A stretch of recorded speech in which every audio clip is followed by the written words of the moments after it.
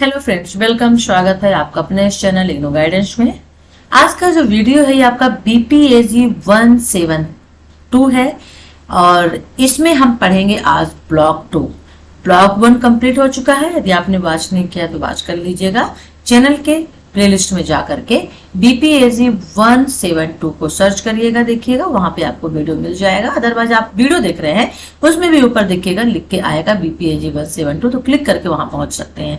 आज ब्लॉक 2 लेते हैं, शासन और विकास इसमें देख लेते हैं।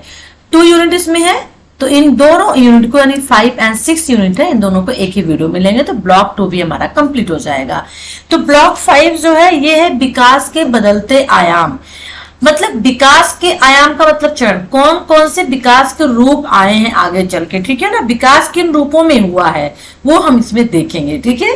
तो वेरी इंपॉर्टेंट इसमें, क्योंकि ये आपका विकास से संबंधित ये लेसन है, तो यहाँ पर इंपॉर्टेंट आपके लिए हो सकता है एक तो अवधारणात्मक ढांचा और बदलते आयाम दोनों को एक साथ में ले सकता है। तो एक क्वेश्चन ये क्रिएट हो जाता है, विकास के सिद्धांत और महिलाएं और हाशिए विकास के घटक के रूप में, ये हम देख लेंगे।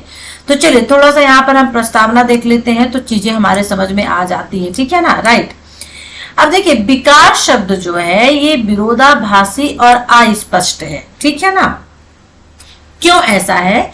क्योंकि आर्थिक मापदंडों द्वारा अक्सर देखा जाता है, विकास को एक आर्थिक मापदंड के हिसाब से इसको देखा जाता है, किसको? विकास को मापदंड के हिसाब से। और कई लोग विकास को समग्र मानते हैं, पूरा मानते हैं, जो व्यक्तिगत, व्यवसायिक और सामाजिक जीवन में बेहतरी लाता है। तो विकास का मतलब क्या है? डेवलपमेंट। और डेवलपमेंट का मतलब क्या होता है? जनरली हम लोग ये सोचते हैं कि किसी भी चीज का डेवलपमेंट होने का मतलब ये होता है कि वो चीज पहले से ज्यादा बेहतर है, ठीक है ना। चाहे वो व्यक्तिगत हो, चाहे व्यवसायिक हो, चाहे जैसा भी हमारे जीवन में, सामाजिक जीवन में हो, ठीक है, राइट। तो यहाँ पे हम देख सकते हैं कि व्यक्तिगत, व्यवसायिक और सामाजिक जीवन में बेहतरी लाने के लिए विकास शब्द का प्रयोग किया जाता है। तो विकास शब्द किसी देश से संबंधित है तो वह उसी का सामाजिक, राजनीतिक और आर्थिक विशेषताओं को प्रदर्शित करता है। तो विकास क्योंकि व्यक्ति का भी होता है, विकास देश का भी होता है, विकास क्षेत्र का भी होता है, हर एक चीज का विकास होता है, राजनीतिक, सामाजिक, आर्थिक, इन चीजों का विकास होता है। तो जब विकास को हम देश के अंदर लेंगे यानी एक देश के अंतर्गत देखेंगे तो उसमें आपको सामाजिक, राजनीतिक और आर्थिक चीजें भी देखनी पड़ेंगी। तो बाजार अर्थव्यवस्था और तकनीकी प्रगति के युग में यानी टेक्नोलॉजी के टाइम में यह सूचना और संचार प्रौद्योगिकी के क्षेत्र को भी विकास के अंतर्गत देखा गया है, ठीक है, राइट। तो चलिए अब यहाँ पर देख लेते हैं विकास का अवधारणात्मक ढांचा क्या कहलाता है, ठीक है। इसको हम निश्चित तौर पे भी थोड़ा सा अच्छे समझ सकते हैं, लेकिन थोड़ा सा अवधारणात्मक ढांचा समझ लेते हैं। हो सकता है कि क्वेश्चन थोड़ा सा इंपॉर्टेंट आपके लिए हो सकता है। तो अवधारणात्मक ढांचा या फिर बदलते आयाम विकास, इन दोनों में से एक क्वेश्चन पूछा जा सकता है। चलिए, विकास अवधारणात्मक ढांचा, ठीक है ना। देखिए विकास एक प्रोसेस है, एक प्रक्रिया है जो लक्ष्य के साथ में शुरू होती है, ठीक है ना। एक लक्ष्य को लेकर के विकास किया जाता है और जब विकास होता है तो 100% उसमें बदलाव आता है, ठीक है ना। और लक्ष्यों को प्राप्त करने का एक साधन होता है, यानी अगले चरण की पहचान आप कह सकते हैं। नेक्स्ट स्टेप क्या होगा, आपके लक्ष्य क्या है, उनको किस तरीके से प्राप्त किया जाए, ये सब विकास के माध्यम से पता चलता है। तो परिवर्तन की जो प्रक्रिया है ये सकारात्मक परिणाम लाती है या नहीं, यह बहस का विषय है। यानी कि जो डेवलपमेंट किया जा रहा है, जो विकास हुआ जा रहा है, क्योंकि विकास से परिवर्तन होता है, तो जो परिवर्तन हो रहा है वो सकारात्मक है, नकारात्मक होगा, इस पे अभी बहस चल रही है। तो विकास को प्रगति और परिवर्तन की सीमा के विविध रूपों में जाना जाता है। जैसे अब यहाँ पर देख लीजिए, क्योंकि विकास को प्रगति और परिवर्तन की सीमा, क्योंकि विकास जब डेवलपमेंट होता है, डेवलप होती है कोई चीज, तो प्रगति भी होती है, ठीक है ना, यानी आगे बढ़ता है वो, और साथ ही साथ में उसमें परिवर्तन भी होता है। ये 2 रूप इसमें देखने को मिलते हैं विकास में। कौन से 2 रूप? प्रगति और परिवर्तन, ठीक है ना। जैसे आप यहाँ पे कह सकते हैं कि तेजी से औद्योगिकरण हो रहा है, ठीक है ना। अब जब किसी भी चीज का औद्योगिकरण हो रहा है तो उसमें नवीनतम देखने को मिलेगा। तो नवीनतम का मतलब होता है नई नई चीजें, नई नई टेक्नोलॉजी देखने को मिलेंगी, ठीक है ना। तो नवीनतम तकनीकों का यहाँ पे अपनाया जाएगा, नई टेक्नोलॉजी को उसमें अपनाया जाएगा क्योंकि उसका औद्योगिकरण हो रहा है। साथ ही साथ में जो गरीबी और असमानता है इसको भी कम किया जाता है। गरीब लोगों को यहाँ पे जॉब मिल जाती है, काम वगैरह करते हैं, वर्कर होते हैं। जो गरीबी और असमानता चीज होती है इसको भी थोड़ा सा विकास के माध्यम से कम कर सकते हैं। लेकिन कभी कभी कहा ना, परिवर्तन और प्रगति क्योंकि इसका जो परिणाम होता है वो ऑलवेज सकारात्मक नहीं होता है। तो कभी कभी जब विकास होता है तो असमानता कम नहीं होती बल्कि बढ़ जाती है, ठीक है, राइट। तो यहाँ पे हम देख सकते हैं कि जो विकास है एक बहुआयामी और एक बहुक्षेत्रीय प्रक्रिया है, ठीक है। तो क्या है, विकास एक बहुआयामी और बहुक्षेत्रीय प्रक्रिया है और एक लक्ष्य को लेकर के शुरू की जाती है और विकास बदलाव लाता है और इसमें परिवर्तन की प्रक्रिया होती है। परिवर्तन और प्रकृति दो चीजें इसमें देखने को मिलती है, ठीक है। और यह लोगों के जीवन की गुणवत्ता में सुधार लाता है, संसाधनों का उपयोग करता है। तो सीधी सी बात है, हम कहते हैं कि अगर आप एक एग्जांपल ले सकते हैं कि हमारे लाइफ में बहुत ज्यादा, हम लोग जनरली कहते हैं बहुत ज्यादा किसी एरिया को देखते हैं तो बोलते हैं कि इसका बहुत ज्यादा विकास हो गया, बहुत ज्यादा डेवलपमेंट हो गया। तो क्या हुआ, 100% वहां के लोगों के जीवन में कुछ तो सुधार हुआ है ना, कुछ तो उसमें ऐसी चीजें आई हैं यानी उनके जीवन की गुणवत्ता बढ़ी है, ठीक है ना। उनको कुछ सुख सुविधाएं जो है उनको बहुत ज्यादा वहां पे मिल चुकी हैं। तो ये विकास हुआ। हम ये पढ़ रहे हैं अवधारणात्मक ढांचा और ये क्वेश्चन मुझे इंपॉर्टेंट लगता है, इसलिए इसको थोड़ा सा आप समझ लीजिएगा, ठीक है। ओके, चलिए अब देख लेते हैं कि किसी देश के विकास को उसके आर्थिक विकास और उसके द्वारा प्रदान किए जाने वाले रोजगार के अवसरों में मापा जाता है। अब देखिए, हम यहाँ पे विकास पढ़ रहे हैं देश के अंतर्गत, किसी व्यक्ति विशेष का, किसी क्षेत्र का नहीं, देश का विकास पढ़ रहे हैं। और कहा जाता है कि हमारा देश नहीं बल्कि कोई भी देश हो वो तभी विकास कर सकता है, तभी उसका डेवलपमेंट हो सकता है जब इकोनॉमिकल कंडीशन बेटर हो। यानी जब आर्थिक विकास किसी देश का होता है, आर्थिक स्थिति जब किसी देश की बहुत अच्छी होती है, इकोनॉमिकल कंडीशन बहुत अच्छी होती है, ठीक है ना। और जब इकोनॉमिकल कंडीशन अच्छी होती है, आर्थिक विकास अच्छा होता है तो लोगों को रोजगार मिलता है। तो यहाँ पर किसी देश के विकास को दो चीजों से, आर्थिक विकास से और रोजगार से हम माप सकते हैं, ठीक है ना, राइट, देखा जाता है। ओके, अब यहाँ पर हम कह सकते हैं आर्थिक विकास महत्वपूर्ण है। विकास के विभिन्न दृष्टिकोण भी हैं। दृष्टिकोण यानी एक दृष्टिकोण यह है कि लोगों को विकल्प दिया जाए और उन्हें उनके जीवन को जीने के लिए सक्षम बनाया जाए जो उनका मूल्य है। पहला विकल्प यानी पहला दृष्टिकोण हो सकता है। अगर विकास से आप क्या समझते हैं, अवधारणात्मक ढांचे से आप क्या, विकास के अवधारणात्मक ढांचे से क्या समझते हैं, दृष्टिकोण से ही समझाइए। इस तरह के क्वेश्चंस पूछे जाते हैं, 20 नंबर के होते हैं, तो फिर आपको लिखना पड़ेगा। तो पहला दृष्टिकोण क्या है, पहला दृष्टिकोण ये दिया गया है कि लोगों को एक विकल्प दिया जाता है, यहाँ पर मौका दिया जाता है, ऑप्शन दिया जाता है कि उन्हें उनके जीवन जीने के लिए सक्षम बनाया जाए, ठीक है ना। और जो उनका मूल्य है, उनकी जो संस्कृति है उसके अकॉर्डिंग। और फिर विश्व स्तर पर द्वितीय विश्व युद्ध के बाद विकास की अवधारणा को भी गति मिली है। देखिए, कोई भी देश तभी विकास करता है जब आर्थिक विकास होता है, और आर्थिक विकास तभी होता है जब वहां पर देश में जो एक इनकम होती है, लोगों की आय जो होती है वो ज्यादा होती है। इससे आर्थिक विकास और व्यक्ति के आय से, रोजगार से जुड़ा हुआ ये होता है। यानी जो व्यक्ति जितना ज्यादा रोजगार पाएगा, जितना ज्यादा काम करेगा, जितना ज्यादा आय को अर्जित करेगा, वो देश उतना ज्यादा ग्रोथ करेगा, उसका इकोनॉमिकल कंडीशन और बेटर होगी और वो डेवलपमेंट की ओर बढ़ेगा। बस इतना है, आपका विकास को देश के माध्यम से आप समझ सकते हैं, ठीक है। ओके, चलिए अब देखिए, यहाँ पर थोड़ा सा औपनिवेशीकरण की प्रक्रिया के बारे में बताया गया है कि औपनिवेशीकरण की प्रक्रिया और नए औपनिवेशिक राज्यों द्वारा विकास और विकास के महत्व की प्राप्ति ने विशाल परियोजनाओं के कार्यान्वयन का नेतृत्व किया और भारत जैसे नए स्वतंत्र देशों में बड़े बांधों का निर्माण और उद्योगों की स्थापना को आधुनिकीकरण प्रक्रिया का हिस्सा माना गया।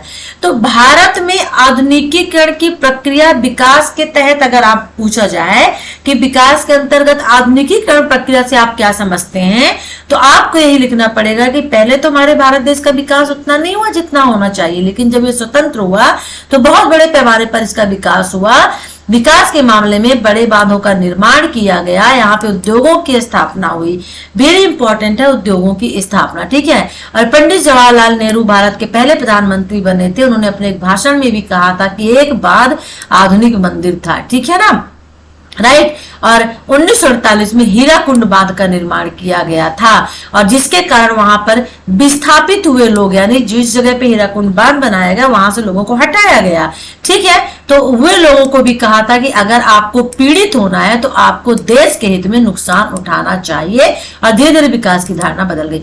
तो पहले ये विकास की धारणा थी कि लोगों को कष्ट हो रहा है तो हो जाए, अगर आपको कष्ट हो रहा है तो उस कष्ट को आप सहिए, क्योंकि ये कष्ट जो आपको मिल रहा है वो देश के हित में है, देश के विकास के लिए। पहले की अवधारणा थी विकास की, लेकिन आज के टाइम में अगर अवधारणा देखी जाए तो बिल्कुल जस्ट अपोजिट है, ठीक है ना। तो दो महत्वपूर्ण आर्थिक परिवर्तन हुए और जिनके कारण से विकास पर बहस शुरू हो गई। पहला पूंजीवादी है और दूसरा औद्योगिकरण। विकास के दो महत्वपूर्ण परिवर्तन है, ये याद रख लीजिएगा, एक पूंजीवाद, दूसरा औद्योगिकरण। और इससे क्वेश्चन आने की पॉसिबिलिटी 100% है, क्योंकि पूंजीवाद और औद्योगिकरण से मैं 100% कह सकती हूं, क्योंकि औद्योगिकरण की वजह से ही विकास हुआ है, ठीक है ना, राइट। चलिए थोड़ा सा इसको देख लेते हैं। 18वीं शताब्दी के दौरान ये धीरे धीरे संयुक्त राज्य अमेरिका, पश्चिमी यूरोप देशों से जापान में फैल गया 19वीं शताब्दी में, और बाद में अन्य भागों में और चीन के कुछ दक्षिण एशियाई में भी औद्योगिकरण और पूंजीवाद फैला। दुनिया में जनसंख्या के काफी हिस्से के लिए गरीबी, असमानता, पर्यावरणीय पतन, वित्तीय संकट, सभी जो बुनियादी सुविधाएं लोगों को मिलनी चाहिए उसकी कमी थी। बुनियादी सुविधाएं कौन सी है? शिक्षा, स्वास्थ्य, सड़क, बिजली, पानी, ये सभी सुविधाएं जो होती है बुनियादी सुविधाएं कहलाती, स्कूल वगैरह, वो नहीं होती थी। और जलवायु परिवर्तन भी एक प्रमुख कारण हुआ करता था पहले के टाइम में। तो इसके विकास की प्रक्रिया को समझने के लिए सामाजिक वैज्ञानिकों ने अध्ययन किया, और इसके अध्ययन में आर्थिक, सामाजिक और राजनीतिक परिवर्तन को केंद्र बिंदु माना गया, और जिससे दुनिया चल रही है, जिसमें तकनीकी, सांस्कृतिक परिवर्तन भी किया गया। तो विकास दो प्रकार के होते हैं। अब विकास के प्रकार यदि पूछा जाए कितने प्रकार के होते हैं, तो पहला विकास जो होता है वो राज्य के नेतृत्व वाला विकास होता है, ठीक है, राइट। जैसे कि पूर्व सोवियत संघ और भारत ने 1951 तक इस मॉडल और बात का पालन किया था, और दूसरी ओर संयुक्त राज्य अमेरिका ने पश्चिमी यूरोपीय देशों से बाजार के नेतृत्व वाले विकास का पालन किया। तो पहला क्या हो गया? राज्य का, ठीक है, राज्य के नेतृत्व वाला विकास होता है, ओके, ठीक है। यहाँ पे राज्य के नेतृत्व का मतलब देश का विकास होता है, ठीक है, राइट, ओके। अच्छा, यहाँ पे दूसरा तो दिया नहीं है कि दूसरा विकास क्या, पहला राष्ट्र के नेतृत्व वाला विकास यहाँ पे हो गया, ओके। दूसरा जो है वो आप कह सकते हैं बाजार के नेतृत्व वाले विकास। एक राज्य का नेतृत्व वाला विकास और ये दूसरा जो है बाजार के नेतृत्व वाले विकास। यहाँ पे दो तरह विकासों को देखा गया है, ठीक है ना, ओके। तो जब विकास की बात चलती है तो हम पाते हैं कि मनुष्य के जीवन में सुधार हुआ है, समाज में भी सुधार हुआ है, ठीक है। यह सुधार से संबंधित जो अच्छा बदलाव लाता है उसे हम विकास कहते हैं, ठीक है, राइट। तो एक तरह से हम कह सकते हैं कि जब कहीं भी विकास होता है तो आर्थिक, सामाजिक, राजनीतिक और सांस्कृतिक चीजों में भी विकास होता है, लोगों के जीवन में गुणवत्ता को बढ़ाता है, ठीक है ना, ओके। तो ये हो गया अवधारणात्मक विकास, ठीक है। अब विकास की जो अवधारणा है इसके बदलते आयाम क्या है? Very very important questions, okay. बदलते आयाम क्या है, अब ये देख लेते हैं। यानी वक्त के साथ साथ में विकास बदला है, विकास की परिभाषा बदली है। विकास पहले क्या था और आज की डेट में क्या? हमने पढ़ा कि जब विकास हुआ था और हमारा भारत देश आजाद हुआ था तो पंडित जवाहरलाल नेहरू ने क्या कहा था कि हीराकुंड बांध बनाया गया, उन लोगों को जहां से हटाया गया, तो कहा गया यदि आपको कष्ट होता है तो ये कष्ट कुछ भी नहीं, आप सह लीजिए, क्योंकि देश के हित के लिए है। वो आजादी के बाद का, तुरंत बाद के विकास की अवधारणा थी, एक आयाम था। अब बात कर देख लेते हैं। अब देखिए 19वीं शताब्दी में विकास का मतलब विकास की कमियों और प्रगति के लिए उपाय था। विकास की जो कमी है, ठीक है, और प्रगति आगे के लिए उपाय था। यहाँ पे कह सकते हैं कि प्रगति और विकास एक दूसरे के विपरीत होते हैं और विकास पूरक प्रगति होता है, ठीक है। अब देखिए जो प्रगति है यानी प्रोग्रेस होती है और विकास होता है। डेवलपमेंट होता है, डेवलप जो होता है। तो प्रगति, प्रोग्रेस, हालांकि दोनों एक दूसरे के अलग भी है और एक दूसरे के साथ में भी होते हैं, ठीक है ना। क्योंकि विकास जो होता है, बोलते हैं विकास की प्रगति बहुत धीमी चल रही है, डेवलपमेंट प्रोग्रेस स्लो। बोलते हैं ना कि डेवलपमेंट जो हो रहा है, जो यहाँ पे डेवलप किया जा रहा है, उसका जो प्रगति है, जो प्रोग्रेस है, वो बहुत धीमी है। मतलब अलग अलग है लेकिन एक दूसरे से संबंधित है, एक दूसरे के पूरक है, ठीक है। तो यहाँ पर प्रगति का मतलब है आपकी गति से। प्रगति तेज है तो विकास की गति भी तेज है, प्रगति स्लो है तो विकास की गति क्या है, धीमी है, ठीक है ना। इसीलिए एक दूसरे के पूरक है, साथ में चलते हैं। तो यहाँ पर हालांकि ज्यादा यहाँ पे दिया नहीं है, इसको बस थोड़ा सा दिया है, लेकिन बदलते आयाम में हम देखेंगे कि समय के साथ विकास की क्या अवधारणा रही है। क्वेश्चन एक ही भी पूछ सकता है कि विकास की अवधारणा से आप क्या समझते हैं, या क्वेश्चन ये पूछ सकता है कि बदलते आयाम क्या है, विकास की अवधारणा के बदलते आयाम से आप क्या समझते हैं। अब देखिए क्या हुआ, देर से आने वाले यानी 1850 में औद्योगिकरण पकड़ना था। विकास का अर्थ क्या हुआ, मीनिंग ऑफ डेवलपमेंट क्या हुआ यहाँ पर, ठीक है। फिर 1870 में औपनिवेशिक अर्थव्यवस्थाएं हुई, लोग दूसरों के यहाँ जाकर के राज करने लगे, दूसरों देशों पे अपना शासन स्थापित करने लगे। तो वहां पे संशासन प्रबंधन और संसाधन प्रबंधन, ट्रस्टीशिप कायम किया गया। 1940 में विकास अर्थव्यवस्थाएं हुई, ठीक है ना, ये परिप्रेक्ष्य है। तो विकास अर्थव्यवस्था का मतलब क्या हो गया, औद्योगिकरण सीधे यहाँ पे हो गया। किसका, आर्थिक चीज में, आर्थिक इकोनॉमिकल चीज में औद्योगिकरण हो गया। 1950 के आते आते आधुनिकीकरण सिद्धांत आ गया, ठीक है, राइट। और जिसमें विकास, राजनीति और सामाजिक आधुनिकीकरण आ गया, यानी कि विकास औद्योगिकरण के साथ साथ में राजनीति और समाज का भी विकास होने लगा। फिर 1960 में निर्भरता का सिद्धांत आया, जिसमें संचय, राष्ट्रीय निरंकुश चीजें आने लगी। फिर वैकल्पिक विकास हुआ 1970 में, जिसमें मानव क्षमता को देखा गया। 1980 में मानव विकास हुआ, जिसमें क्षमता, लोगों की पसंद का विस्तार किया गया। और 1980 में नव उपनिवेशवाद आया, जिसमें यहाँ पर उदारीकरण, निजीकरण की प्रक्रिया आई, आर्थिक विकास किया गया। और 1990 में उत्तर विकास, जिसे कहते हैं सत्तावादी अभियांत्रिकी यानी इंजीनियरिंग का कमाल। तो ये यहाँ पर विकास की अवधारणा है, बदलते आयाम यानी बदलते हुए अर्थ है विकास के, कि 1850 से विकास के क्या क्या ये अर्थ हो रहे थे और 1990 आते आते तक में कहाँ कहाँ विकास हुआ और क्या क्या चीजों में बदलाव हुआ, ठीक है, ओके, राइट। चलिए, अगर वर्तमान अर्थव्यवस्था में देखा जाए तो विकास की अवधारणा ज्यादातर आर्थिक विकास के साथ जुड़ी हुई है, और आर्थिक विकास के साथ राजनीतिक आधुनिकीकरण और सामाजिक विकास भी होता है। आर्थिक विकास यदि होता है तो 100% यहाँ पर राजनीतिक और सामाजिक विकास होता ही होता है, ठीक है ना। तो निर्धनता सिद्धांत में विकास का मुख्य अर्थ धन का संचय है, ठीक है, धन का संचय करना, ओके।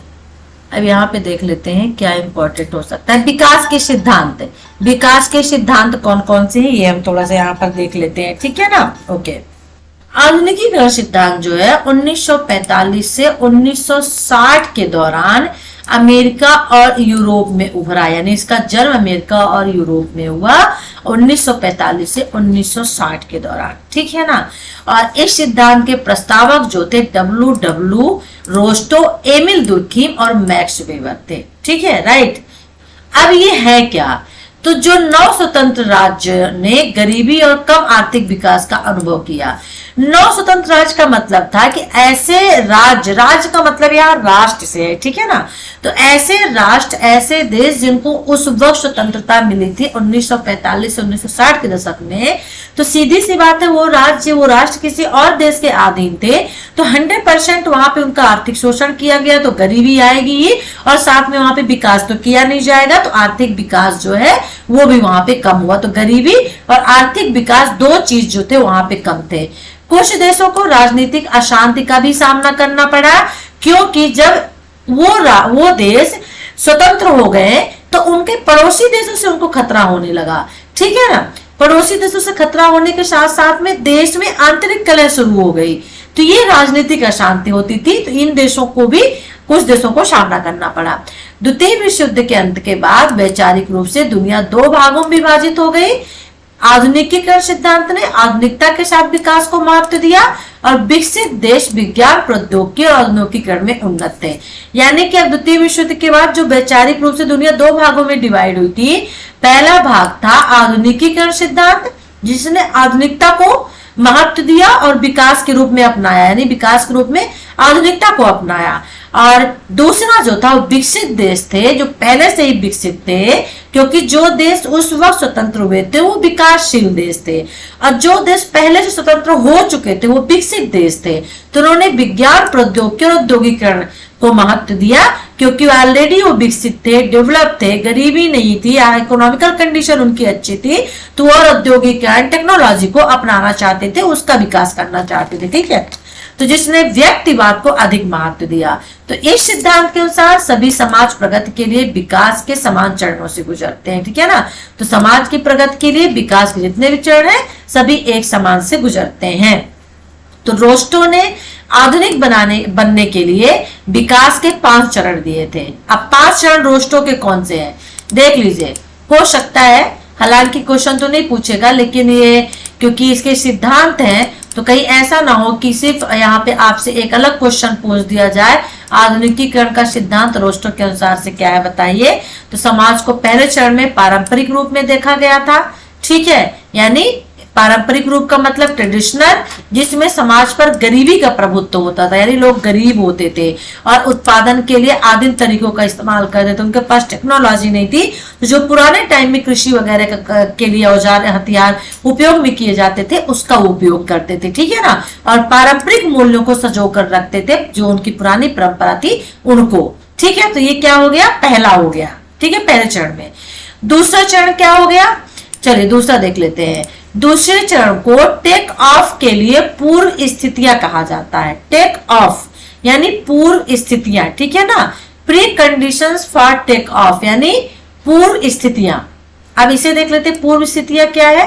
तो इस चरण में देश के विकास के लिए बाहरी मदद लेते थे। ठीक है ना, यानी कि बाहर के देशों से मदद लेना अपने देश के विकास के लिए, चाहे पूंजी के रूप में हो चाहे किसी भी रूप में हो। तीसरा जो चरण था वो था, यहाँ पर तीसरा चरण जो है वो है टेक ऑफ।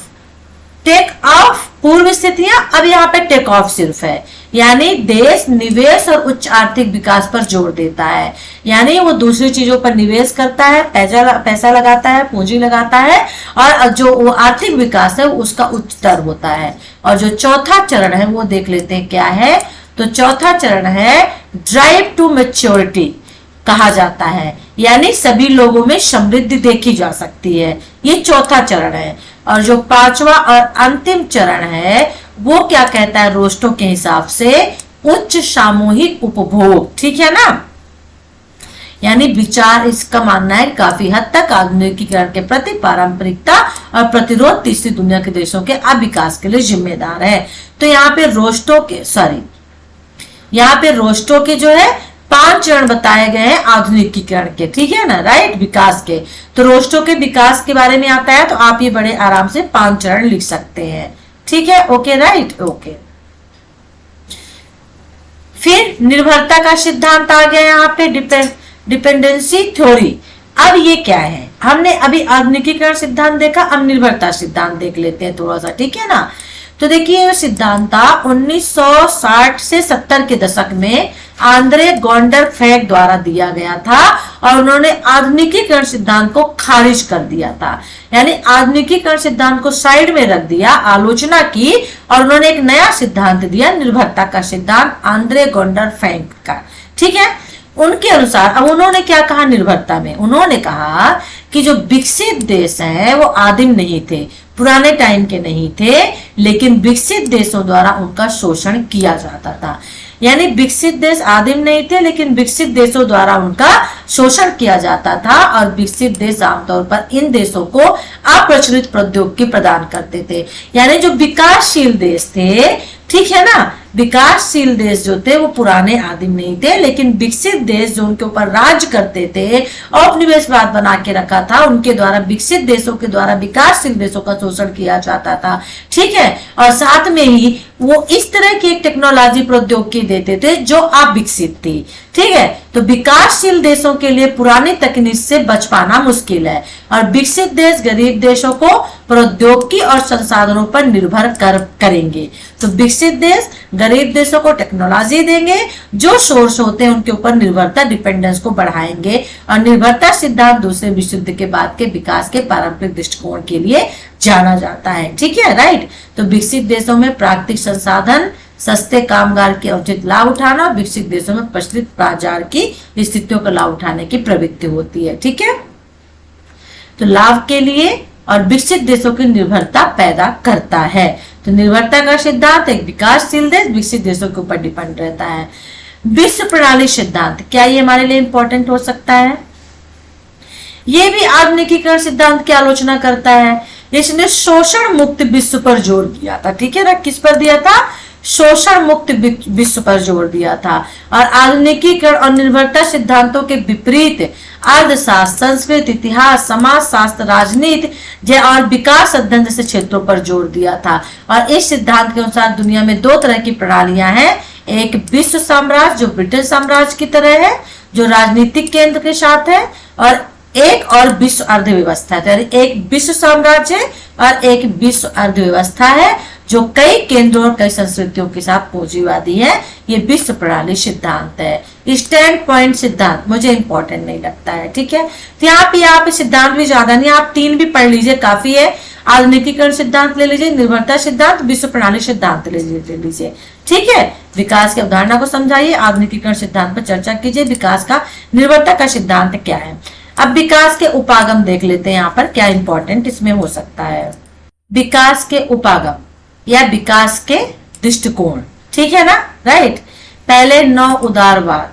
ठीक है, लोग विकास को किस नजरिए से देखते हैं? तो पहले नव उदारवाद आया। ठीक है, और नव उदारवादी नीतियां पूंजीवाद से निकली थी। ठीक है, और जिसकी कल्पना 200 साल पहले की गई थी। यह एडम स्मिथ द्वारा प्रस्तावित किया गया था। नव उदारवाद के जनक एडम स्मिथ हैं। और 1980 के दशक के दौरान जो नव उदारवादी दृष्टिकोण ने मुक्त बाजार, कम सरकारी हस्तक्षेप और उत्पादों के आयात और निर्यात के लिए प्रतिबंधों पर जोर दिया। यानी नव उदारवाद का कहना था कि जो बाजार व्यवस्था है वो मुक्त बाजार व्यवस्था होनी चाहिए, खुली प्रणाली होनी चाहिए, जो सरकारी हस्तक्षेप है वो इसमें कम होने चाहिए, और जो उत्पादन किया जाता है, जो उनका आयात और निर्यात, जो भेजा और मंगाया जाता है, जो उस पर प्रतिबंध लगाए जाने चाहिए। ठीक है ना, मतलब सभी चीजें भेजी और मंगाई नहीं जानी चाहिए, कुछ चीजों पर प्रतिबंध होना जरूरी है। ये नव उदारवाद की आप विशेषता कह सकते हैं। ठीक है ना, मुक्त बाजार, कम सरकारी हस्तक्षेप, उत्पादों के आयात और निर्यात पर प्रतिबंध है। तो नव उदारवादी सोच ने 1980 के दशक में प्रमुखता हासिल कर ली थी, जो 1990 के दशक तक जारी रहा। और विश्व बैंक और अंतरराष्ट्रीय मुद्रा कोष, इंटरनेशनल जो मनी फंड होता है, उसने अंतरराष्ट्रीय संगठनों की नियमित में नीतियों में इसको शामिल कर लिया था। ठीक है, राइट। और मुख्य उद्देश्य नव उदारवादी अर्थव्यवस्था का विस्तार करना और दुनिया में मुद्रा को स्थिर करना था। कई देशों में भुगतान संतुलन और संकट के दौरान, वित्तीय संकट के दौरान उन्हें पूरा करने की आवश्यकता थी। ठीक है, तो ये क्या हुआ? नव उदारवाद। नव उदारवादियों ने राज्य के हस्तक्षेप के बजाय लोगों के लाभ के लिए बाजार बलों का पक्ष लिया। ठीक है, राइट। यानी लोगों के लाभ पर ज्यादा जोर दिया और राज्य के हस्तक्षेप को, सरकार के राजनीति के हस्तक्षेप को कम दिया। ठीक है ना, उनका कहना था कि बाजार कानून लागू कर सकता है, मुद्रा को, पैसे को, मनी को स्थिर रख सकता है। ठीक है ना, ये मानना था नव उदारवाद का। फिर संरचनावाद। अब संरचनावाद जो है, इसका मतलब क्या हुआ? बाजार की गतिविधियां आर्थिक विकास के बजाय विभिन्न संरचनाओं की स्थापना और शुद्धिकरण की ओर ले जाती हैं। तो बाजार के अलावा समाज में विभिन्न संरचनाएं जैसे वर्ग, जाति, जेंडर है, ये संरचनावाद है। और विकास के लिए आर्थिक विकास के अलावा उन पर विचार करना महत्वपूर्ण है। तो विकास के लिए सिर्फ आर्थिक विकास ही जरूरी नहीं है, आर्थिक विकास के अलावा बाजार के अलावा वहां पर समाज में मौजूद वर्ग, जाति, जेंडर जो है वो भी यहाँ पर महत्वपूर्ण है। ठीक है। और कुछ संरचनाओं का समाज पर शक्तिशाली प्रभाव पड़ता है, कुछ निष्क्रिय तरीके से काम करते हैं, तो ये संरचनात्मक विकास हो गया। ठीक है ना, राइट। चलिए, हस्तक्षेपवाद, यह संरचनात्मक और नवोदारवाद का संश्लेषण है। हस्तक्षेपकर्ताओं के अनुसार बाजार और राज्य दोनों महत्वपूर्ण है। इनका मानना है कि जो बाजार है और जो राज्य है दोनों महत्वपूर्ण है और उन्हें विकास के लिए अनुकूल माहौल बनाने के लिए मिलकर काम करने की जरूरत है। विकास की असमानता, धन का पुनर्वितरण और सतत पर्यावरण को भी इसमें शामिल करना चाहिए। सामाजिक सुरक्षा की योजनाएं चालू करनी चाहिए, जैसे वृद्धावस्था पेंशन, सभी के लिए मुफ्त शिक्षा, मध्याह्न भोजन योजना। ठीक है ना, समुदाय से जो वंचित लोग हैं, जो छात्र, उनको छात्रवृत्ति देना, ये सभी काम यहाँ पर करना चाहिए। और सामाजिक सुरक्षा कार्यक्रम को भी यहाँ पर चलाया जाना चाहिए और सामुदायिक और सामाजिक लचीलापन को बढ़ावा देना चाहिए। ये हस्तक्षेपवाद था। तो मुझे इतना इंपॉर्टेंट नहीं लगता है जितना कि सिद्धांत इसका इंपॉर्टेंट लगता है। ठीक है ना। सतत विकास 1987 में पर्यावरण और विश्व आयोग की रिपोर्ट के बाद सतत विकास शब्द का उपयोग किया गया 1987 में। ठीक है ना, यानी इस दृष्टिकोण ने प्राकृतिक संसाधनों के अत्यधिक शोषण और विकृत की स्थिति के मद्देनजर प्रमुखता प्राप्त कर ली। मानना था कि संसाधनों का सीमित दोहन किया जाए और नेक्स्ट आने वाली जनरेशन के लिए भी बचा के रखा जाए। ठीक है ना, जिससे आर्थिक विकास और विकास प्राप्त करने में पर्यावरण के राष्ट्र राज्यों द्वारा नुकसान पहुंचना होता है। ये अपनी रिपोर्ट, ये आपने जब आप फर्स्ट ईयर में थे और आपने BEBI 181 पढ़ा होगा तो इसमें था ये आपका, क्योंकि पर्यावरण का ही कोर्स है, पर्यावरण आधार मूलक क्षमता पाठ्यक्रम, तो ये उसमें था। ठीक है ना। और एक रिपोर्ट थी आवर कॉमन फ्यूचर में पर्यावरण और विकास के लिए ब्राइटलैंड आयोग ने स्थिरता के लिए पहल की थी। ठीक है, राइट। और यहाँ पर सतत विकास को विकास के रूप में परिभाषित किया था। यानी सतत विकास का मतलब क्या हुआ, भविष्य की पीढ़ियों की अपनी जरूरतों को पूरा करने की क्षमता से समझौता किए बिना वर्तमान की जरूरतों को पूरा करता है। ठीक है, राइट। अब यहाँ पे देख लेते हैं, यह विकास जो है गरीबों को प्राथमिकता देता है। ठीक है, राइट। और पर्यावरण को नष्ट करने के बजाय पुनः उत्पन्न करना मेन काम होता है। उनकी पसंद के अवसरों को बढ़ावा देता है, जीवन को प्रभावित करने वाले निर्णय की जो भागीदारी होती है वो प्रदान करता है। तो ये वेरी इंपॉर्टेंट आपके लिए हो सकता है, टिप्पणी में पूछ सकता है सतत विकास। ठीक है, तो इसे थोड़ा सा देख लीजिएगा आप। ओके, अब इसमें इंपॉर्टेंट क्या हो सकता है, सहस्त्राब्दी विकास लक्ष्य। ठीक है, मिलेनियम डेवलपमेंट गोल्स MDG देख लीजिए, क्वेश्चन में तो नहीं, टिप्पणी में पूछ सकता है। 2000 में पेश किया गया था और किसी देश की प्रगति को मापने के लिए मानव विकास संकेतकों के बाद इसे माप का अगला चरण माना जाता है। मिलेनियम डेवलपमेंट गोल्स को गरीबी उन्मूलन के लोगों के कल्याण में सुधार करने के लिए मान्यता दी गई थी कि जो गरीब लोग हैं उनका उन्मूलन करना, उनके कल्याण में सुधार करने के लिए मिलेनियम डेवलपमेंट गोल्स की स्थापना की गई थी। ठीक है ना, राइट। और यहाँ पर इसके 21 संबंधित लक्ष्य प्राप्त किए जाने थे, 8 लक्ष्य और 21 संबंधित लक्ष्य हैं।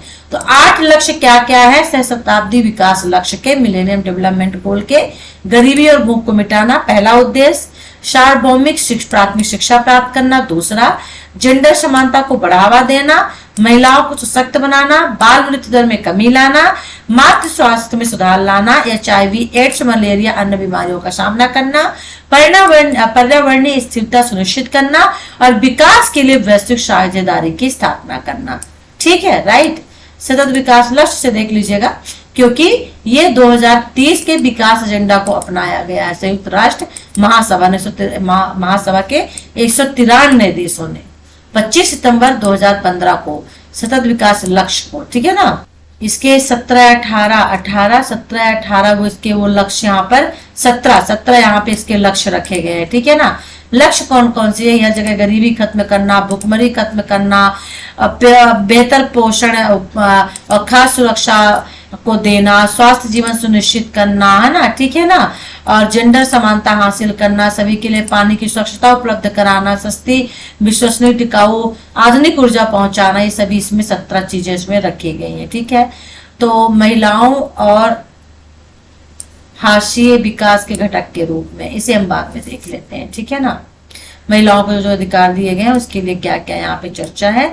निष्कर्ष आ गया, मतलब ये यूनिट आपकी यहाँ पे फिनिश्ड हो गई है। जैसे महिलाओं के लिए क्या रखा गया है, उज्ज्वला योजना, तो यह गरीबी रेखा के नीचे बीपीएल परिवारों की महिलाओं को एलपीजी कनेक्शन प्रदान करने की योजना होती है। ठीक है, और एलपीजी कनेक्शन के लिए आर्थिक सहायता के रूप में 1600 रुपए दिया जाता है। ये क्वेश्चन आपके लिए इंपॉर्टेंट हो सकता है महिलाओं और हाशिए विकास के घटक के रूप में। ठीक है ना, राइट। महिलाओं के सशक्तिकरण के लिए, उनके विकास के लिए, है ना, बहुत सारे बहस और गंभीर विचार विमर्श किए गए हैं। ये यहाँ पे विकास में जेंडर इन डेवलपमेंट और जेंडर और विकास, जेंडर इन डेवलपमेंट विकास में जेंडर दृष्टिकोण, बहुत सारी चीजें यहाँ पर रखी गई है। जेंडर और लाभार्थी होने का प्रस्ताव रखा गया महिलाओं के लिए, विकास में महिला दृष्टिकोण, महिला और विकास, बहुत सारे ऐसे कार्यक्रम यहाँ पर चलाए गए हैं। तो भारत में महिलाओं के लिए समान अधिकारों को सुरक्षित करने के लिए विभिन्न अंतरराष्ट्रीय सम्मेलन और मानवाधिकार यहाँ पर मानवाधिकारों की पुष्टि की गई है। और राष्ट्रीय महिला आयोग की स्थापना 1990 में संसद के अधिनियम द्वारा की गई, और जिसका उद्देश्य महिलाओं के अधिकारों की रक्षा करना, ठीक है, कानूनी अधिकारों की रक्षा करना, कानूनी अधिकारों की सुरक्षा प्रदान करना है। और महिला सशक्तिकरण पर राष्ट्रीय नीति 2001 में पारित की गई थी। ठीक है, राइट, ओके। अब इनमें से महिलाओं के लिए क्या क्या चलाया गया, देखिए, राष्ट्रीय ग्रामीण स्वास्थ्य मिशन, प्रधानमंत्री उज्ज्वला योजना, शैक्षणिक संस्थानों में सीटों का आरक्षण, पंचायती राज संस्था इत्यादि जैसी योजना, जिसमें महिलाओं को सशक्त करने के लिए राजनीतिक, आर्थिक, सामाजिक रूप में बहुत सारे कार्यक्रम चलाए गए। ठीक है ना, राइट, ओके। चलिए, ये यूनिट जो हमारी है फिनिश्ड हो गई है। हमारी सेकंड जो यूनिट होगी वो है यहाँ पर शासन के द्वारा लोकतंत्र की मजबूती। ठीक है, चलिए इसको देख लेते हैं। तो इस तरह से ब्लॉक 2 हमारा फिनिश्ड हो जाएगा। चलिए, अब शासन के द्वारा लोकतंत्र की मजबूती देख लेते हैं। ठीक है ना, तो लोकतंत्र क्या होता है, इसकी विशेषताएं क्या, ये देख लेते हैं। वेरी वेरी इंपॉर्टेंट में रखूंगी लोकतंत्र की विशेषताएं यहाँ पर। ठीक है, और भारत का संविधान और शासन द्वारा लोकतंत्र को मजबूत बनाने में इसका क्या योगदान था। ठीक है, चलिए यहाँ पर देख लेते हैं।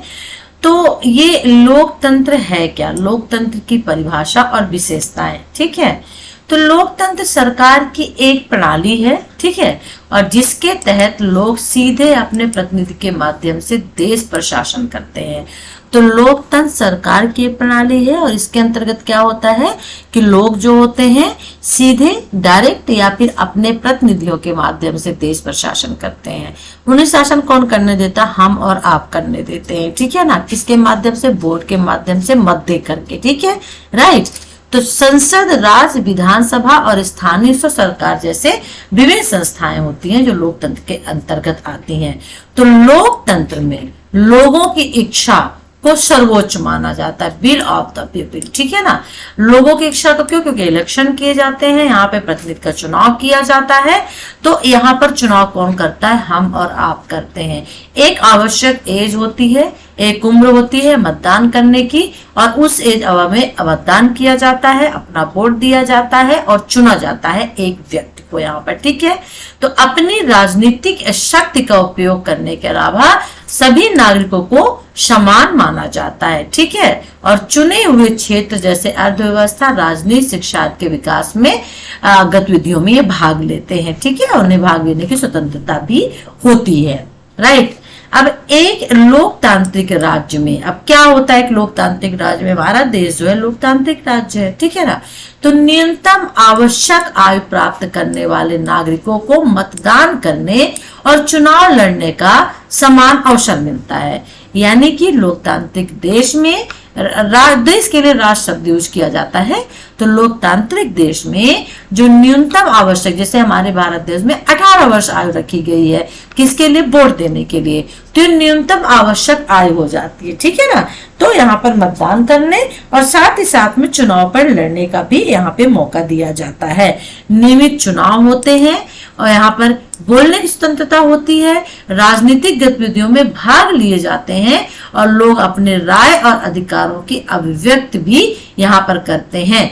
तो ये अगर हम यहाँ पे क्वेश्चन क्रिएट करते हैं कि लोकतंत्र की विशेषताएं कौन कौन सी हैं, ठीक है ना, क्योंकि यहाँ पे लोकतंत्र तो हमने देख लिया क्या है, लोकतंत्र की विशेषताएं कौन कौन सी हैं।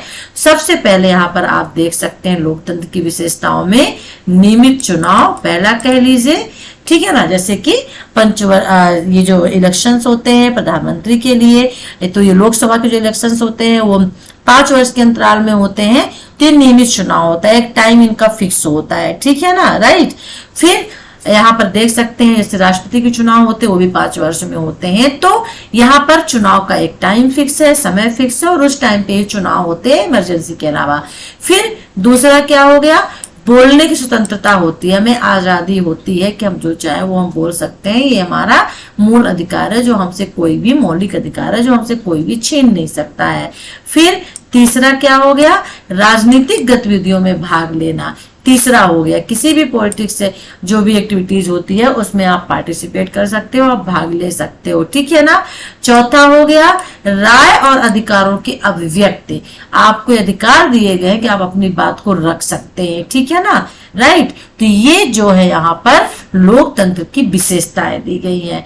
तो व्यक्ति के अधिकार चुनाव के दौरान अपनी शक्ति का उपयोग करने के में नहीं है, बल्कि राय देने और निरंतर तरीके से भाग लेने का अधिकार होता है, ठीक है।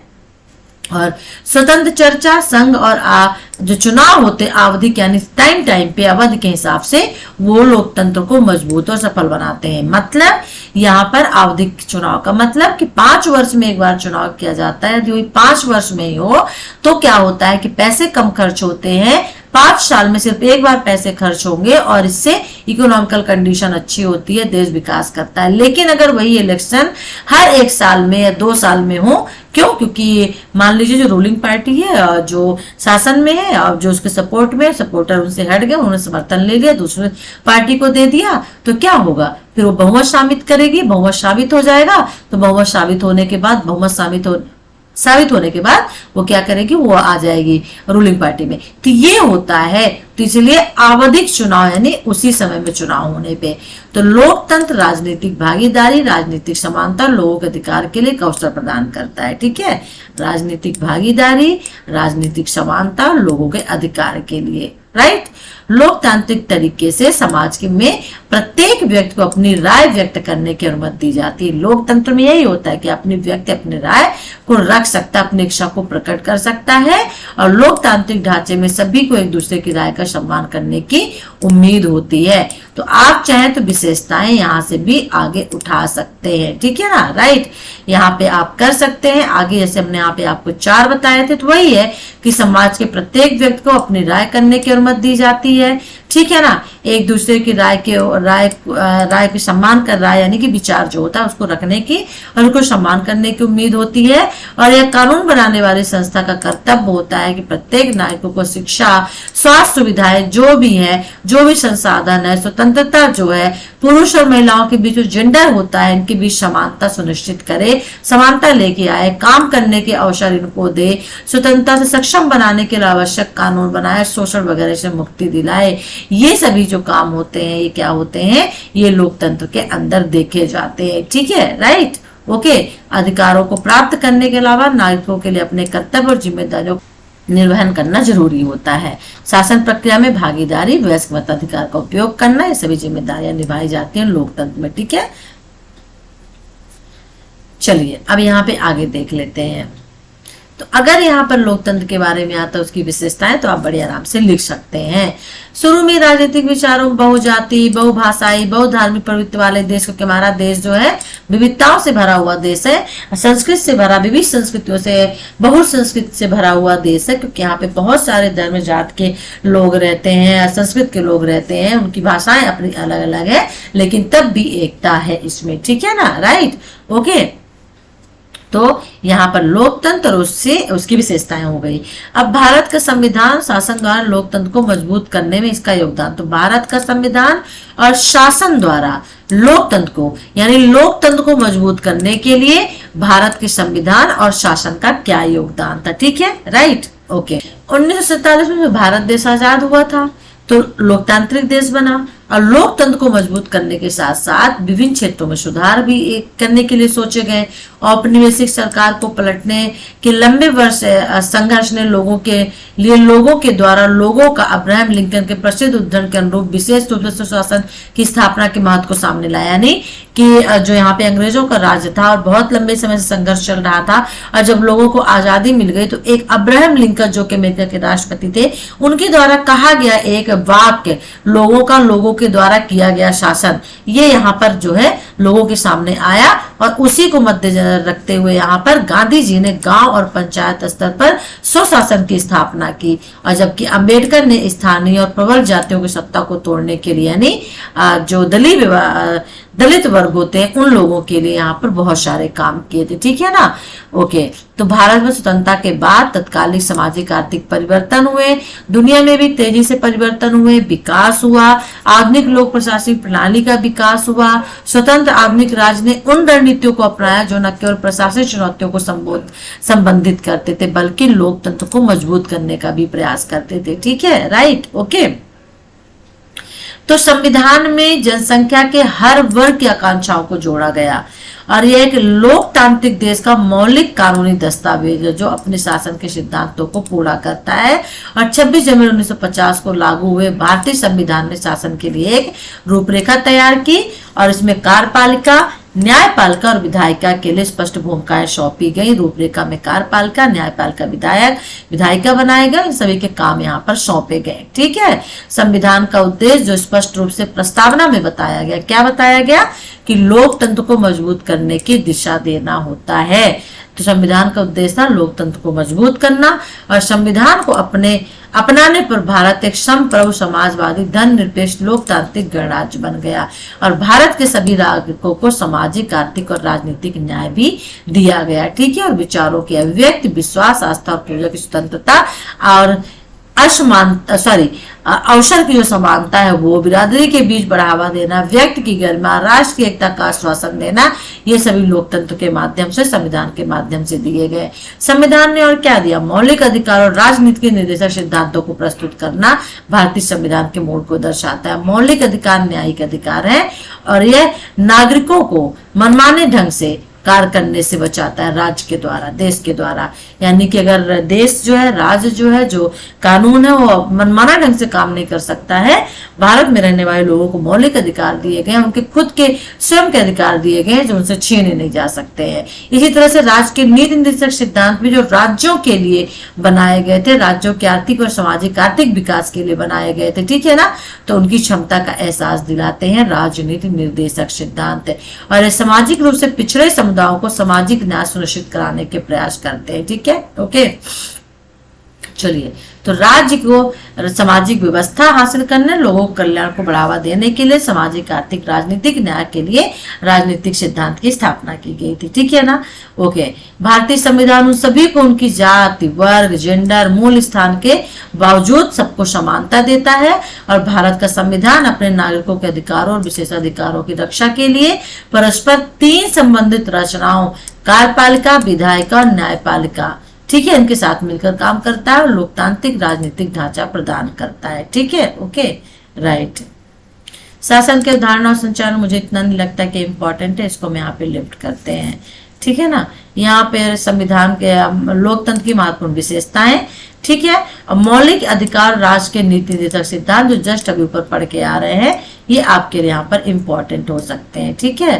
शासन के द्वारा लोकतंत्र की मजबूती, कुछ उपाय जो है यहाँ पर किए गए हैं। ठीक है ना।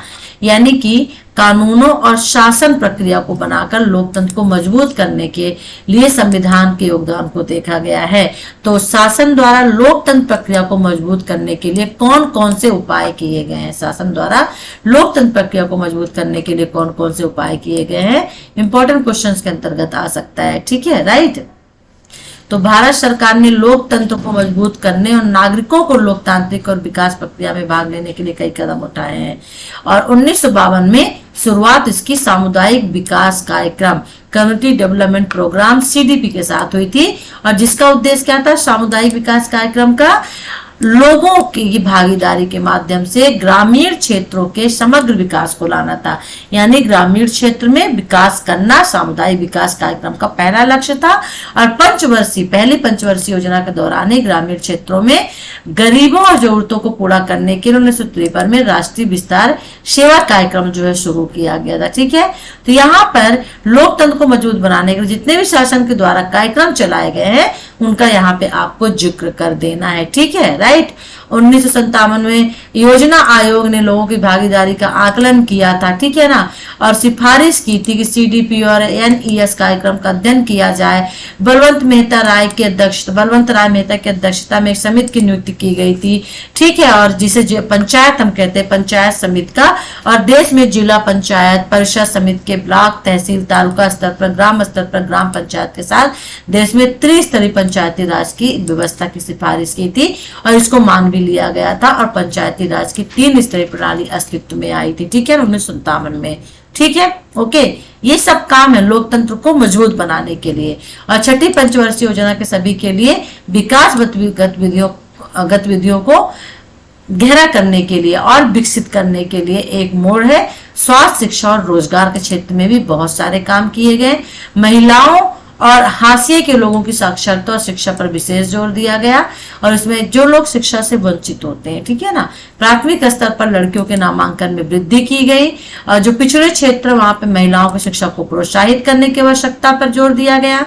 7वीं पंचवर्षीय योजना ने बहुस्तरीय रणनीति अपनाई गई। यहाँ पर एकीकृत ग्रामीण विकास कार्यक्रम, ठीक है ना, इंटीग्रेटेड रूरल डेवलपमेंट प्रोग्राम चलाया गया। इसकी सफलता का आकलन किया गया। निष्कर्ष निकला कि महिलाओं को इस कार्यक्रम से कोई लाभ नहीं हुआ। इसलिए 8वीं पंचवर्षीय योजना ने विकास गतिविधि को और विस्तार दिया और स्व सहायता समूहों की स्थापना यहाँ पे की गई थी। ठीक है, जिसने लोकतंत्र को और मजबूत किया। सेल्फ हेल्प ग्रुप GHS, ठीक है, और इसे 9वीं योजना में पेश किया गया था। तो इस तरह जितनी भी योजनाएं हैं और जिन जिन योजनाओं में जो जो चीजें शामिल की गई हैं आप उन चीजों को यहाँ पे लिख दीजिए। और वही सब चीजें हैं लोकतंत्र को मजबूत करना। ठीक है, 10वीं पंचवर्षीय योजना में गरीबी को कम करने और साक्षरता बढ़ाने के लिए बहुत से ऐसे कार्यक्रम जो है सुनिश्चित किए गए। गाँव में पीने के पानी की पहुंच होनी चाहिए। और इस योजना अवधि के भीतर 10वीं योजना अवधि में लाभकारी और उच्च गुणवत्ता वाले रोजगार प्रदान किया गया। और 11वीं पंचवर्षीय योजना के नीति निर्माण में समावेश पर जोर दिया गया। ठीक है ना, और 12वीं पंचवर्षीय योजना ने भारत जैसे विविध देशों में विकास की जटिलताओं में गैर सरकारी संगठन, NGO और निजी क्षेत्र से समाज के विभिन्न कार्यकर्ता के योगदान के साथ साथ सरकारी कार्रवाई के माध्यम से भी कुछ काम किए। तो ये आपका आ जाता है शासन के द्वारा लोकतंत्र की मजबूती। ठीक है ना, सरकार के द्वारा या शासन के द्वारा। ठीक है, ओके। और भी बहुत सारे यहाँ पर कार्यक्रम है, आप इन्हें देख सकते हैं। ठीक है ना, ओके। शहरी और ग्रामीण क्षेत्रों में पंचायतों नगर पालिकाओं का संवैधानिक ढांचा बनाया गया। ठीक है, राइट, आप यहाँ पे देख सकते हैं। 73वें और 74वें CAS की विशेषता से ग्राम सभा का निर्माण, महिलाओं को अनुसूचित जाति SC और सूचित जनजाति ST के लिए सभी स्तरों पर सभी पदों पर आरक्षण दिया गया। किसमें? ग्राम पंचायत में। ग्रामीण और शहरी स्थानीय निकायों के लिए एक समान 5 साल का कार्यकाल दिया गया। तो बहुत सारे ऐसे काम किए गए हैं। राज्य स्तर पर चुनाव आयोग का गठन, करों को वसूलने की शक्ति, क्षेत्राधिकार के भीतर करों और उचित करों को इकट्ठा करना, ये सभी चीजें जो है लोकतंत्र को मजबूत बनाने में योगदान देते। ठीक है ना। अब यहाँ पर देख लीजिए 74वें CAA ने संविधान में एक महत्वपूर्ण विशेषता पेश की। 73वें और 74वें CAA के अनुच्छेद 243 जो 243W शहरी और ग्रामीण स्थानीय निकायों के लिए अपने स्तर पर आर्थिक विकास और सामाजिक न्याय की योजना तैयार करने का प्रावधान यहाँ पर किया गया था। ठीक है, राइट। 73वें संवैधानिक संशोधन है।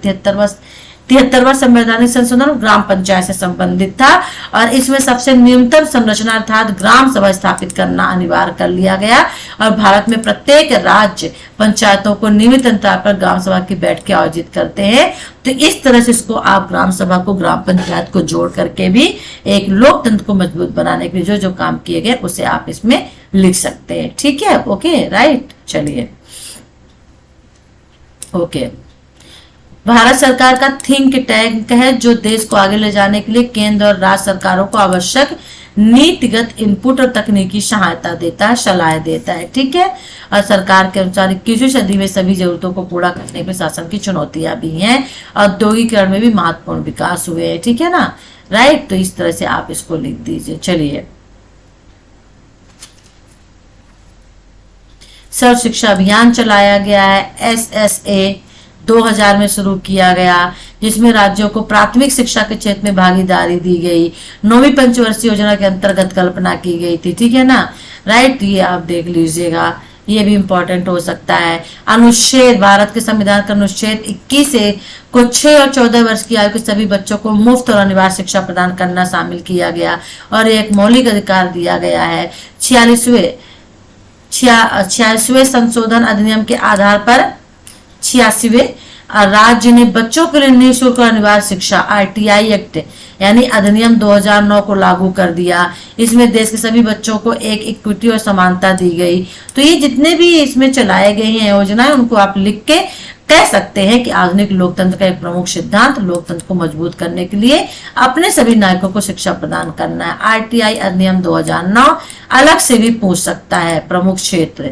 ठीक है ना, ये RTI अधिनियम जो है अलग से भी पूछ सकता है। शिक्षण अधिगम सामग्री उपलब्ध कराना, प्रशिक्षित शिक्षकों की आवश्यक संख्या नियुक्ति करना, स्कूली प्रबंधन समितियों का गठन, छात्र शिक्षक अनुपात यहाँ पर होना चाहिए, शिक्षक कक्षा अनुपात, छात्र कक्षा अनुपात होना चाहिए, पुस्तकालय, मध्याह्न भोजन सुविधाओं का प्रावधान होना चाहिए, बच्चों को प्रोत्साहन देना, ये सभी चीजें यहाँ पे थी। ठीक है ना। फिर राष्ट्रीय स्वास्थ्य ग्रामीण स्वास्थ्य mission, national rural health mission NRHM की स्थापना 2005 में ग्रामीण आबादी वाले और कमजोर समूहों को लिए की गई, जहाँ पे सुलभ, सस्ती और गुणवत्तापूर्ण स्वास्थ्य देखभाल हो जाए। मिशन के उद्देश्य में पानी, स्वच्छता, शिक्षा, पोषण, जेंडर समानता जैसे अन्य मुद्दों को भी यहाँ पर रखा गया था। ठीक है, राइट। तो ये हो गया। तो इस तरह से आप इसको, फिर मनरेगा जो है राष्ट्रीय ग्रामीण रोजगार योजना, एक महत्वपूर्ण कार्यक्रम था महात्मा गांधी का। ठीक है, मनरेगा के नाम से जाना जाता है और एक अधिकार आधारित राष्ट्रीय स्तर पर ग्रामीण रोजगार गारंटी कार्यक्रम है। 25 अगस्त 2005 को कानून द्वारा इसको पारित किया गया, 26 जनवरी 2006 को लागू किया गया। ठीक है, जब फरवरी 2006 को लागू किया गया था। और कार्यक्रम भारत में रोजगार की मांग करने वाले ग्रामीण परिवार को अकुशल शारीरिक श्रम के न्यूनतम दिनों की गारंटी देना है। तो इसका क्या उद्देश्य था, जो ग्रामीण परिवार हैं, जो गांव के लोग रहने वाले हैं, ठीक है ना, जो श्रमिक हैं, जो शारीरिक श्रम करते हैं, उनको साल भर में न्यूनतम दिनों की गारंटी देना, इतने दिन उनको काम मिलेगा ही मिलेगा। और कार्यक्रम ने महिलाओं को 30% काम आवंटित किया है। ठीक है, और ग्राम स्तर पर ग्राम पंचायतें एजेंसियां हैं। कार्यक्रम भी बेरोजगारी भत्ते की गारंटी देता है और यदि रोजगार चाहने वालों को काम प्रदान नहीं किया जाता तो सबसे बड़ी सामाजिक सुरक्षा नेट कार्यक्रम को माना जाता है। ठीक है, ओके। निष्कर्ष यानी कि अभी यूनिट आपकी फिनिश्ड हो गई है। बस इससे 2 क्वेश्चन बन सकते, 3। लोकतंत्र क्या है, उसकी विशेषताएं क्या है। ठीक है, भारत के संविधान की शासन प्रक्रिया और भारत में लोकतंत्र को मजबूत करने के जो उपाय हैं उनकी चर्चा करना है। उपाय और लोकतंत्र की विशेषताएं। ठीक है, 2 क्वेश्चन इससे यहाँ पर बनते हैं जो आपके लिए इंपॉर्टेंट हो सकते हैं। ठीक है ना। सामुदायिक विकास कार्यक्रम यह 1952 में शुरू किया गया था। यह पहला प्रमुख विकास कार्यक्रम था जिसका मुख्य उद्देश्य ग्रामीण क्षेत्रों और लोगों की भागीदारी का समग्र विकास करना था। ठीक है, सकल घरेलू उत्पाद ग्रॉस डोमेस्टिक प्रोडक्ट GDP किसी देश के भीतर आर्थिक गतिविधि के मूल्य को मापता है। ठीक है ना।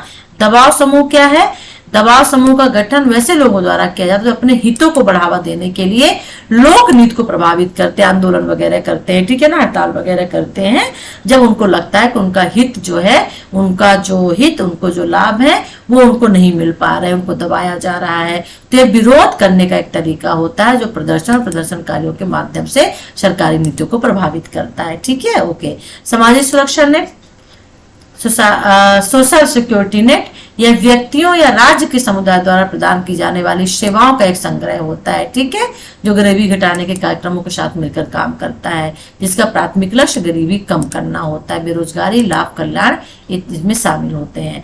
तो ब्लॉक 2 भी जो आपका है ये क्या हो गया है, ये आपका फिनिश्ड हो गया है। ठीक है ना, राइट, ओके। वीडियो अच्छा लगे तो लाइक करिए, शेयर कर दीजिए, चैनल को सब्सक्राइब कर लीजिए नहीं किया, ग्रुप से जुड़ जाइए। व्हाट्सएप एंड टेलीग्राम का ग्रुप वीडियो के डिस्क्रिप्शन बॉक्स पे इसका लिंक दिया हुआ है, ठीक है। कमेंट जरूर कर दीजिएगा। चलिए फिर ब्लॉक 3 के साथ में आपसे फिर मिलेंगे, तब तक के लिए टेक केयर, बाय।